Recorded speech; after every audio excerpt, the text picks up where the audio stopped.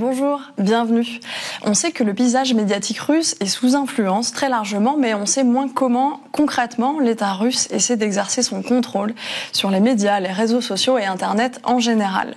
On va en parler aujourd'hui en détaillant le rôle de deux outils importants, Yandex News, le Google News russe en quelque sorte, dont l'algorithme a un rôle très politique, et puis une agence assez discrète qui a longtemps eu les apparences d'une petite bureaucratie tranquille, mais dont on sait désormais qu'elle opère secrètement pour purger, contrôler, voire infiltrer l'Internet russe.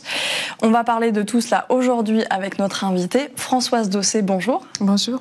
Vous êtes directrice d'études à l'EHESS, l'école des hautes études en sciences sociales, et directrice d'un laboratoire de recherche qui s'appelle le Centre d'études des mondes russes, caucasiens et centre-européens, le CERSEC. Et depuis quelques années, vos recherches portent plus spécifiquement sur les médias en ligne et les transformations de l'Internet russe.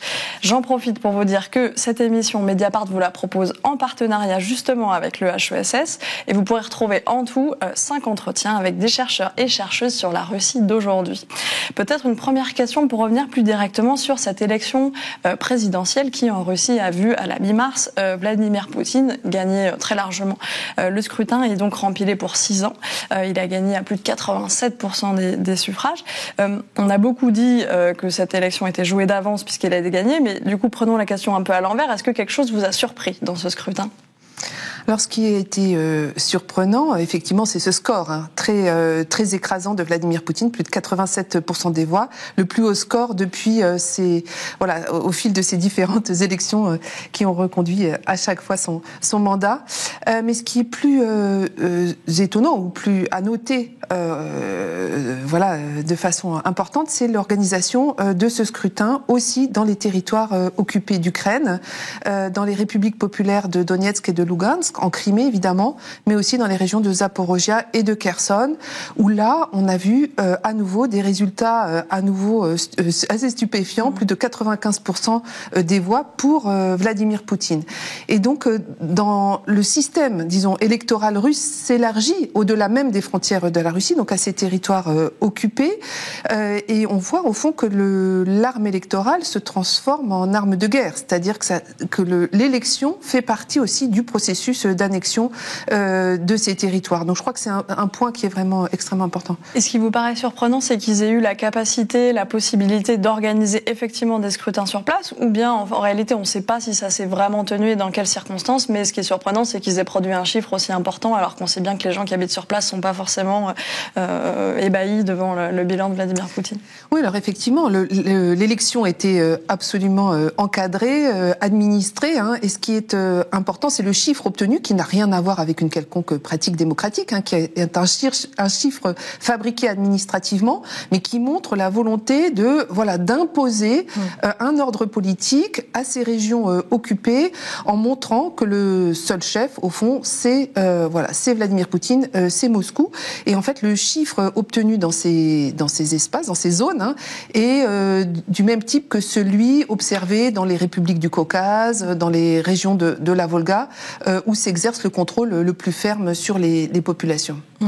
Alors si on en vient au cœur de notre sujet d'aujourd'hui, le contrôle des médias et de l'Internet, si on parle de ce contrôle, il faut parler d'une agence qui est assez mal connue, je pense. Moi, pour tout vous dire, il y a quelques semaines, je la connaissais pas son nom, qui s'appelle alors je vais y arriver, on a presque répété, Roskomnadzor. Roskomnadzor, c'est l'acronyme de quoi en russe déjà, peut-être? Alors Roskomnadzor, c'est l'agence russe de surveillance des télécommunications en Russie. C'est ça. Et donc spontanément, quand on pense à cette agence, on pense à une sorte peut-être de bureaucratie chargée d'attribuer des noms de domaine ou des canaux de la TNT, pour reprendre une image française. En réalité, c'est pas tout à fait ça. C'est à la fois plus sophistiqué, plus moderne, plus secret, peut-être plus inquiétant. Expliquez-nous à quoi elle sert cette agence. Alors cette agence de surveillance des communications, effectivement, elle contrôle et elle administre en fait tout ce qui a trait aux médias et à Internet en Russie à différentes échelles. C'est-à-dire qu'elle contrôle à la fois les infrastructures techniques, les câbles, les serveurs, les réseaux. Elle contrôle aussi la couche qu'on appelle logicielle, donc tous les outils de gestion des contenus. Et puis elle contrôle les médias, la production médiatique, les journalistes. Et elle agit à ces 3 niveaux. C'était au départ une agence assez modeste, effectivement, une petite bureaucratie qui a obtenu des pouvoirs des compétences de plus en plus larges au fil des amendements législatifs qui ont fait grossir énormément toutes les lois concernant le contrôle d'Internet et des médias. Donc, et ce qui est très fascinant, c'est que cette relativement petite agence, en fait, délègue toute une partie du pouvoir de surveillance et de contrôle aux acteurs numériques eux-mêmes. C'est-à-dire qu'il y a vraiment un phénomène de distribution de la censure et de la surveillance donc de multiples acteurs, les fournisseurs d'accès Internet, les producteurs de contenu, les ingénieurs dans les grandes entreprises numériques, etc. Et tout cela enserre l'Internet russe et le place sous le contrôle du pouvoir. Mais alors, vous dites relativement petite agence, on a une idée de ses effectifs ? Alors les effectifs, en fait, à Moscou, ce sont quelques centaines de personnes, donc c'est relativement modeste. L'agence a ensuite des représentants dans chaque région de Russie. Et ce qui est à nouveau intéressant, c'est qu'elle a ouvert une filiale dans les territoires occupés, à nouveau, l'année dernière, en mai 2023. Donc il y a maintenant, ukrainiens occupés par l'armée russe. Dans les territoires ukrainiens occupés par l'armée russe, on a maintenant des filiales de Roskomnadzor qui s'occupent justement d'encadrer les journalistes locaux et de mettre en place les outils de filtrage des contenus. Alors si on veut comprendre un petit peu plus en détail qu'est-ce qu'ils font exactement les employés de cette agence, on connaît mieux son fonctionnement, si je me trompe pas, grâce à un piratage des données de cette agence qui a eu lieu au mois de novembre 2022 et dont les résultats ont été repris notamment par la presse russe indépendante. Ils écrivaient à l'époque, ces médias russes indépendants, que des dizaines de milliers de pages internet et de publications sur les réseaux sociaux avaient été effacées durant les premiers mois du conflit en Ukraine sous la houlette de cette agence, et que l'accès à 72 médias russes, 23 médias étrangers et 630 sites ukrainiens avait été bloqué par ces fonctionnaires. Est-ce que ça veut dire que le meilleur moyen malgré la sophistication et de techniques aujourd'hui de surveillance de contrôle, est-ce que ça veut dire que malgré tout ça, le meilleur moyen de contrôler des contenus reste de faire disparaître les contenus qui gênent, ou alors il y a quand même autre chose qui se joue ? En fait, le contrôle de l'Internet en Russie se joue de deux manières. D'une part, par la censure, c'est ce que vous venez de décrire, le blocage de médias, de sites Internet, de ressources, etc. Et Roskomnadzor tient effectivement ce qu'on appelle la liste noire des sites bloqués, qui compte des millions, des centaines de milliers de liens, disons, qui sont bloqués à la demande de Roskomnadzor. Donc ça, c'est la partie censure. Et il y a une autre partie tout aussi importante qui est la partie surveillance, où là, il s'agit de filtrer l'ensemble du trafic par l'intermédiaire de boîtiers installés chez les fournisseurs d'accès Internet, qui fait que les autorités russes, les services de sécurité, peuvent avoir accès aux contenus, surveiller les contenus qui circulent sur Internet. Donc c'est vraiment les deux dimensions de l'action, surveillance et filtrage. Et vous dites que c'est Roskomnadzor qui tient la liste noire des sites bloqués. On imagine qu'ils répondent quand même à une commande politique quelque part, ou c'est vraiment des petits fonctionnaires, des petits fonctionnaires, pour le dire pas péjorativement, mais pas forcément très gradés, qui décident qu'est-ce qui est gênant ou qu'est-ce qui est pas gênant. Quelle est la marge de manœuvre de ça ? Oui, alors il y a toute une partie des contenus bloqués qui relèvent de contenus effectivement soit réellement illégaux, soit dangereux, soit pornographiques, concernant la pornographie pour les enfants. Il y a effectivement des contenus qui sont bloqués de façon courante, je dirais, et il y a des contenus qui sont bloqués à titre politique. Et ceux-là, visiblement, sont bloqués en accord avec les cercles politiques du pouvoir, l'administration présidentielle, en fait, qui va donner un certain nombre de directives pour bloquer des contenus politiques gênants. Donc on voit bien les deux aspects de cette activité. Et surtout, ce qui est très important, c'est que jusqu'au 16 mars 2024, Roskomnadzor publiait cette liste noire des sites bloqués. Okay. Et depuis mars 2024, elle ne publie plus la liste des sites bloqués, puisque le blocage se fait maintenant directement auprès des fournisseurs d'accès Internet par les boîtiers de contrôle. Et la non-publication de cette liste noire est très problématique, parce on n'a plus la preuve, on ne sait pas exactement ce qui est bloqué, ce qui n'est pas bloqué. Et donc, pour tous les défenseurs des libertés d'Internet en Russie, c'est maintenant très difficile, en fait, d'établir de lutter contre les blocages de Roskomnadzor. Et alors, vous disiez qu'ils définissaient qui bloquait les sites qui contenaient des contenus politiques gênants. Est-ce qu'on sait, pareil, est-ce qu'on a une idée du type de... Alors on voit qu'il y a certainement une série de choses considérées comme gênantes par le régime qui sont liées à la guerre en Ukraine, qu'on n'a de toute façon pas le droit d'appeler guerre, c'est une opération militaire spéciale. Est-ce qu'on a d'autres idées des sujets, peut-être du moment, qui sont un peu sensibles, peut-être liés, je sais pas, aux échéances électorales?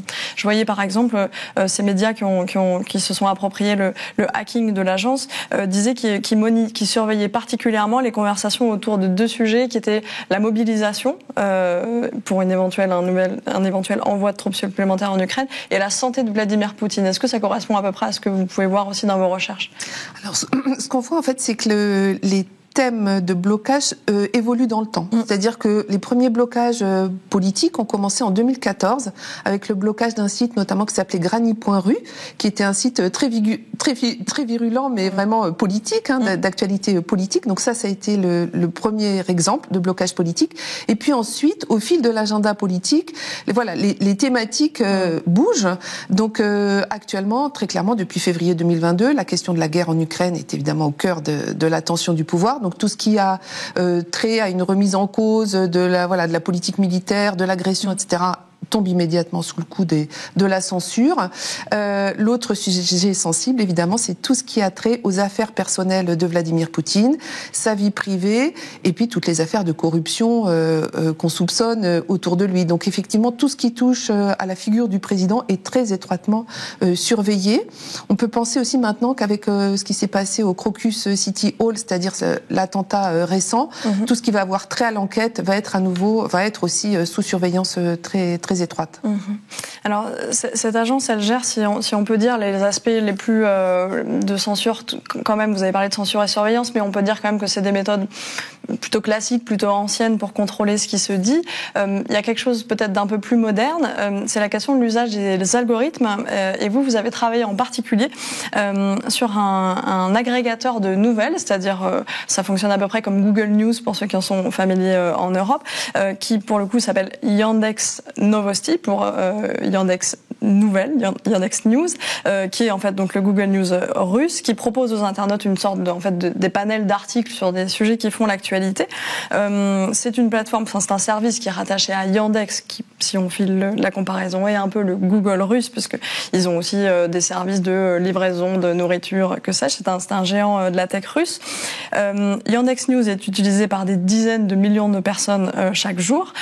En apparence, c'est un travail automatisé pour proposer des articles, mais vous avez étudié attentivement son fonctionnement et vous concluez que il est très probable qu'en fait cet agrégateur de nouvelles serve des fins politiques. Est-ce que vous pouvez nous expliquer comment et pourquoi ?